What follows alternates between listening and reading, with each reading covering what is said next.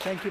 Thank you very much. I just posted a couple of days ago on where I actually am very lucky to the intersection of three different businesses.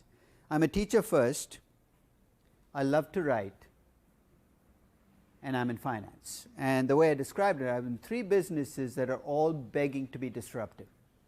Three really big, badly run businesses, all of which need to be taken to the cleaners.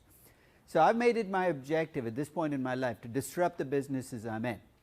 And this is one of those acts of disruption, because I think for too long we've thought about teaching as being classrooms in universities, but I don't see that restriction anymore. So what I'd like to talk about is actually what I've been teaching for 30 years. To give you some background, I came to NYU in 1986. And when I first came to NYU, they gave me a class to teach. It was called Security Analysis. And for those of you who know the history of that class, it was a class that Ben Graham taught at Columbia in the 1950s that you know who, he who shall not be named, took. And it's a class with a long and hoary tradition. So they handed it to me and said, you got to teach this class. I took one look at the class and said, no way. This is the most boring piece, a collection of topics I can think of, because by the 1980s it was showing its age. So I went to the head of the department and said, I'd like to teach a valuation class. And he said, don't do it. There isn't enough stuff in valuation to actually teach a class. And you know what? In 1986, there wasn't enough stuff in valuation. There were no books in valuation. In fact, when I did my MBA, which was way, way, way back in time, 1979 through 81, 2 years of the program, we spent about an hour and a half collectively on valuation. So I thought about it and I said, I'd really like to teach the class, and I considered two options. One is to go the official route in the university, which is to ask officially for the class to be okayed. And if you've ever been in an academic setting, as most of you have, you know how difficult it is to get things done officially at a university. A committee will be formed to report to another subcommittee, and by the time they get back to you, you'd be ready to retire. So I discovered early on in my academic life that if you want to get something done, it's best to do it subversively.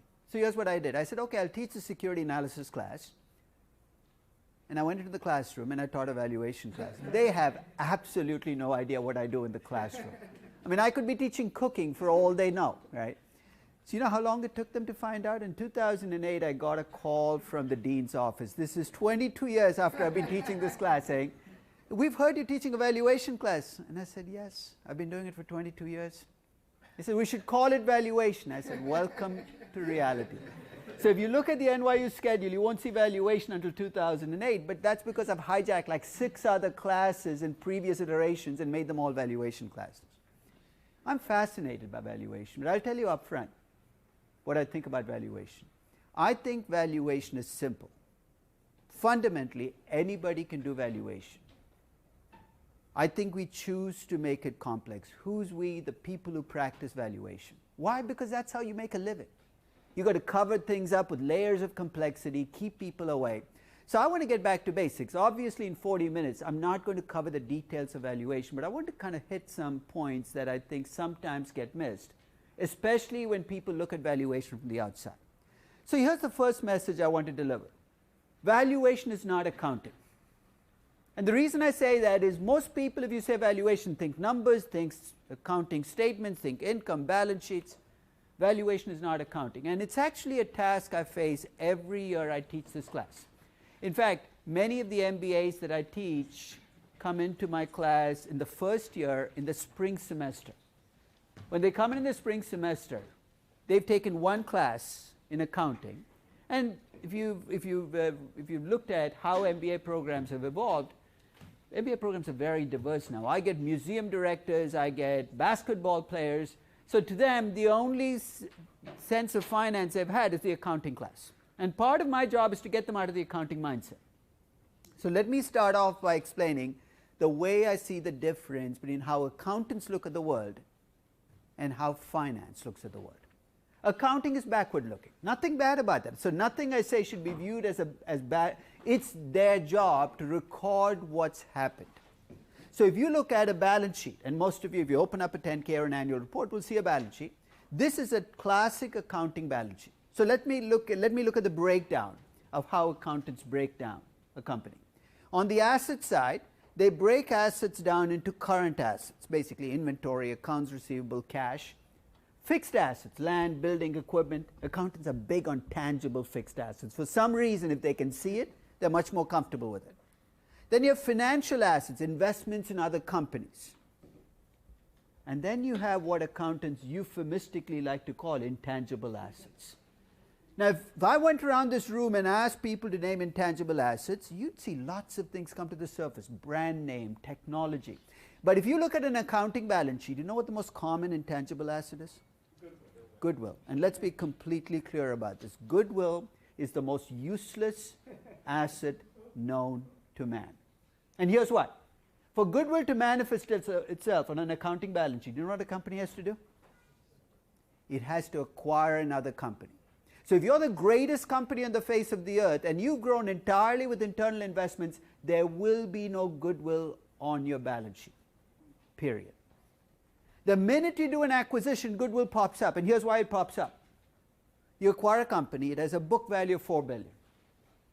So what did the accountants say until just before you acquired it? It's worth $4 billion, it's worth $4 billion, you offer $10 billion. The accountant has a $6 billion problem to explain away, right? So you know what he does? He calls it goodwill, he puts it on the balance sheet, and he has to do it because the balance sheet has this very unpleasant requirement. It has to balance. Goodwill is a plug variable. The problem with goodwill is it sounds good. And when something sounds good, people feel the urge to pay for it. So every week I get emails from people saying, I'm valuing this company, it has $5 billion in goodwill, how much should I pay for it? And my response is, it's a plug variable. What the heck are you doing paying for a plug variable? On the other side of the balance sheet, again, accountants get carried away. You have current liabilities, accounts payable, supplier credit, deferred taxes, so all kinds of stuff. Then you've got long-term liabilities, bank loans, corporate bonds, and then you have an item that's called shareholders' equity.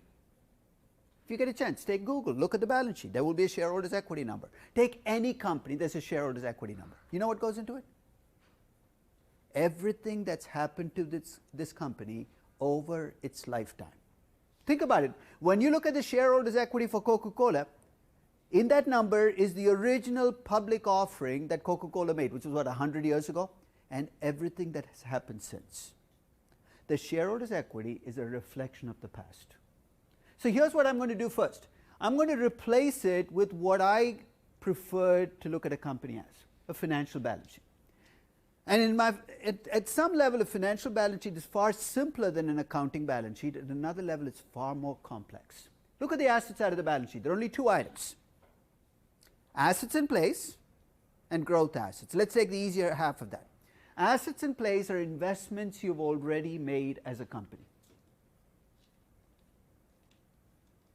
That's pretty straightforward, right? It's the value of investments you've already made. Pick any company you want, think about the investments they've already made. Growth assets is a little messier. It's a value I'm attaching to investments I expect you to make next year, 2 years out, 5 years out, 10 years out, forever. I'm giving you credit for investments you haven't even thought about yet. It's pretty scary, right? An accountant can never do that, but I play by no rules. So if I feel that you have great investments in the future, I can give you a large value. Let's look at a contrast. You look at Procter & Gamble. Where's most of the value for the company coming from? Investments they've already made or growth assets? Most of the stuff they've done is already on the ground. What else are they going to do? But if you look at a LinkedIn, and you can pick any young growth company, and I'm not going to pick them in terms of quality. Just think of any young growth company. On a good day, maybe LinkedIn's assets in place are worth $1 billion because they made about $10 million in operating income last year. You're paying $40 billion for the company. The extra $39 billion is for what? Expectations, perceptions, hopes. Nothing wrong with it. But that's a first stop when you're an investor. You've got to stop and do a reality check. What are you buying when you buy this company? Because the way you assess the company is going to be very different if it's Procter & Gamble as opposed to LinkedIn. If you're Procter & Gamble, you should be very focused on earnings reports and say, how much did they make last year? If you're LinkedIn, who cares what they made last year? That's why when I see investors freak out over earnings reports from young companies, and there are lots of them, right? Take any social media company. Look at how they freak out. Earnings per share were 2 cents below expectations. I don't care, because the value of your company is not coming from what you did last year, it's coming from what I think you can do in the future.